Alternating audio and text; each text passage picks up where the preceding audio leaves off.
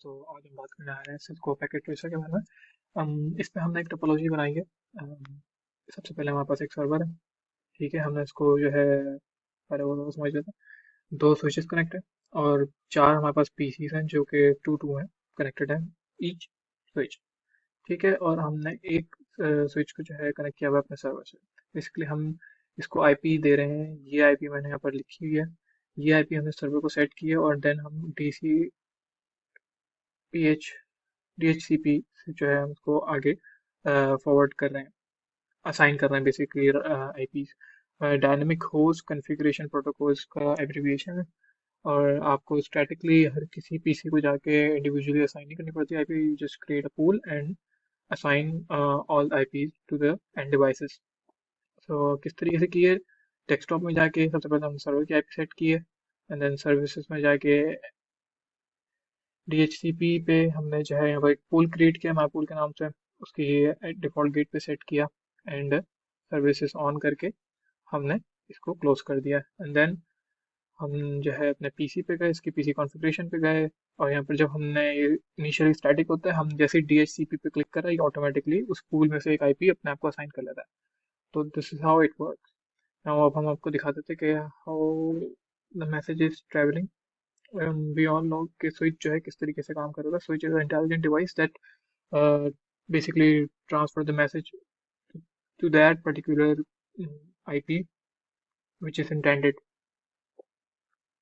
लेकिन यहाँ से हम PC1 से PC3 को दे रहे हैं, तो डेस्टिनेशन देख सकते हैं आप, सोर्स टू डेस्टिनेशन। अभी ये जो है स्विच ने इसको भेजा, यहाँ पर आया एंड देन ये यहाँ पर क्रॉस आएगा, यहाँ नहीं आएगा क्योंकि एग्जैक्टली इसी को ही भेजा है हमने। तो ये अब वापस से भाई ऑथेंटिकेट कर रही है इसके भाई मेरे पास पहुंच चुका है। आप ये देख सकते हैं। And now back to PC1। तो ये इसने उसको बता दिया यहाँ पे आपका मैसेज में मिल गया था, ऑल गुड। यहाँ पर हम जो है इवेंट लिस्ट देख सकते हैं। इसको मैं थोड़ा सा अगर ड्रैग कर दूँ तो यू कैन सी इट कि पहले PC1 से जो है स्विच 3 पे गया, from here to here, then switch 3 से PC2, देन सबको जो है ये आगे ऐसे डिवाइड हो गया था।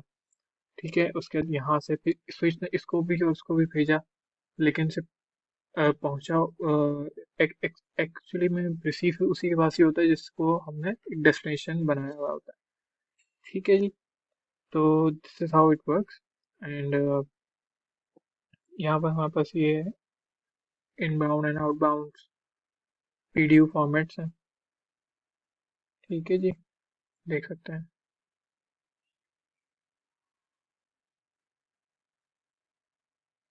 This is for this topology back into the real time. Now let's discuss the second topology. Um, um, this is question number 5. Okay, here's another topology. इसके अंदर हमारे पास दो सर्वर्स हैं और जो है हमारे पास हर एंड पे चार पीसीज हैं, four here and four here. उनको हमने एक हब से कनेक्ट किया हुआ है एंड देन दो hub are connected to the server. यहाँ पर इसका अलग सर्वर है, ये एक हब है, ये एक हब है एंड दोनों हब्स को हमने एक ब्रिज से कनेक्ट किया हुआ है। ठीक है, अब जो है ब्रिज बेसिकली काम क्या कर रहा होता है, पहले हब को देख लेते हैं। हब जो है हमारा मोस्ट डम डिवाइस है, सबको ब्रॉडकास्ट कर देता है मैसेज जो कि इसको मिलता है। ठीक है, ये सबको भेज देता है। ठीक है, तो हमने साथ में एक ब्रिज यूज किया है, ठीक है, जो कि अननेसेसरी नेटवर्क कंजेशंस को जो है ना हैंडल करेगा और उसको रोकेगा, ताकि जो है कोलिजन्स बहुत कम हो जाए हमारे इस टोपोलॉजी के अंदर। फॉर एग्जाम्पल अगर हमारा PC1 है वो PC2 से कम्युनिकेट करना चाह रहा है तो वो तो हो जाएगा, there is no issue in that. ठीक है, बट लेकिन अगर हमारा PC1 कनेक्ट किसी PC4 को मैसेज सेंड करना चाह रहा है from here to here, now यहाँ पर आप देखें तो इनको जो आईपी असाइन की है इनको भी DHCP सर्वर से जो है आईपी असाइन हुई है, इनको भी इसको भी। इसका जो है हमने नेटवर्क अलग रखे हैं, 192.168.101, 192.168.201। यहाँ पर जो थर्ड है उससे हमने डिस्टिंग्विश किया हुआ है दोनों नेटवर्क्स को, ये एक अलग नेटवर्क है और ये एक अलग नेटवर्क है। अब जो ब्रिज है उसकी खासियत ये है कि वो जो है मैक एड्रेसेस के बेस के ऊपर जो है मैसेजेस को जो है फॉरवर्ड कर रहा होता है, वो आईपी एड्रेसेस के बेसिस पे नहीं कर रहा होता। ठीक है, तो यहाँ पर हमने ये बात देखनी है। एंड आप नोट कर रहे होंगे कि भाई यहाँ पर हमारे हब्स कनेक्टेड हैं, तो ये जब यहाँ से यहाँ जाएगा तो ये ब्रिज से होता हुआ जाएगा। जाएगा तो सही, लेकिन जो है उसको फेल कर देगा, अभी हम करके दिखाएंगे आपको। ब्रिज की एक और खास बात यह है कि ब्रिज जो है सेम नेटवर्क के अंदर मैसेजेस भेज सकता है, वो डिफरेंट नेटवर्क्स में काम नहीं करता। For other networks, if you want to send messages or packets to other networks like these, we need to use a router or a switch. Okay, so now let's do this. Okay, first we will send a PDO. Let's see if PC1 can receive it from PC2. Look, the status is successful. इसको simulation में हम देख लेते हैं। Okay, अब ये देखें सबको भेज देगा ये।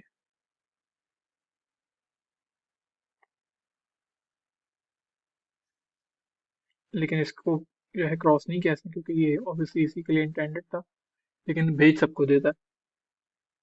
एंड देन से वापस से रिसीव किया। एंड देखें यहाँ पर एक टिक आ गया, इट मीन्स के मैसेज सही तरीके से पहुंच चुका है। रीसेट कर देते हैं इसको। अब हम एक और आपको चला के दिखाते हैं। ये देखें, इसकी आईपी, इसकी आईपी,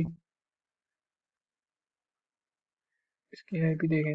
अब ये हम जो है, ये डिफरेंट नेटवर्क्स हैं, हम इस पीसी से इस पीसी को भेजें तो ये देखें यहाँ फेल्ड हो जाता है ये मैसेज। हम इसको सिमुलेशन पे चला के देखें तो ये बात हमारी करेक्ट हो जाती है कि जो ब्रिज है वो डिफरेंट नेटवर्क्स पे मैसेज सेंडिंग नहीं करता।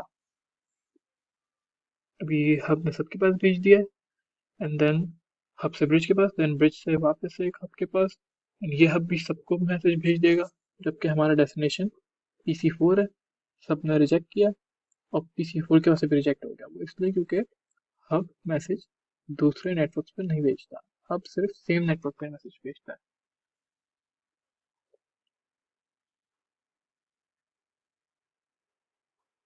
So that's all. Thank you.